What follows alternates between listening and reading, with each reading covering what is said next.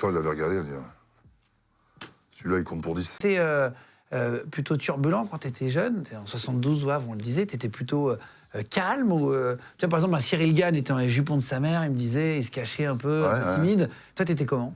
Alors, non, j'étais très, très...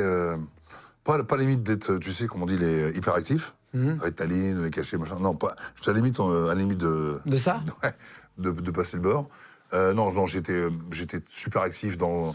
Par exemple, je voulais être le premier à la cour de récréation. J'ai même poussé une fille un jour pour aller plus vite qu'elle et puis d'être le premier. Et elle s'était pris la tête dans le plexi. Il avait eu le point de suture. J'étais trop actif. On m'appelait Gilbert Bécaud, le monsieur 100 000 volts à l'époque. Donc Gilbert Bécaud, pour ceux qui connaissent pas, chanteur.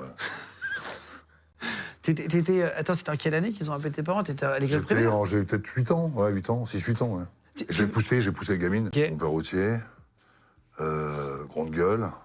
Enfin, grande gueule, solitaire, toujours pareil dans ses cabines de camion, grande gueule, un peu alcoolique de temps en temps, aux heures pleines, papa aux heures creuses.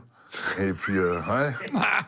Et puis, bon, ma mère a commencé, c'était après la guerre, hein, tu sais, c'était l'après-guerre et tout ça, donc elle a commencé au bas de l'échelle, dans une usine, pour finir cadre supérieur. Donc non, c'est une bosseuse, ma mère. C'est elle qui était plus sévère que ton père, finalement?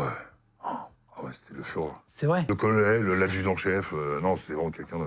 C'est une dame, tu sais, 1m75 déjà, 1m75, déterminante, et puis bon, à un moment donné, je me rappelle, quand j'étais gosse, on l'avait enlevé un rein, donc elle est dialysée. Ok. On lui avait mis un rein, on avait fait une greffe de rein, et à un moment donné, elle devait être une semaine sans boire, parce qu'elle était gonflée. Et je me rappelle, elle happait la buée des femmes de ménage qui faisaient le carrelage de la chambre. Et non, c'est une femme, franchement. Et elle a eu d'autres enfants ou Non, que moi, justement. Déjà, elle a des problèmes de santé. Et puis, malgré ça, et puis, à un moment donné, elle voulait en avoir un autre. Elle avait été voir le docteur traitant, enfin, le pédiatre. Hein, ouais, le pédiatre. Le pédiatre, ouais. Et puis, il avait dit, moi, je touchais tout. Sur le bureau, je touchais tous les trucs et tout.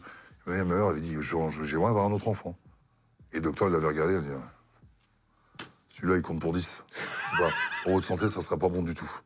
Elle n'avait pas tort, finalement. Enfin, oui, il n'avait pas le tort, mais... Ouais, c'est vrai. Et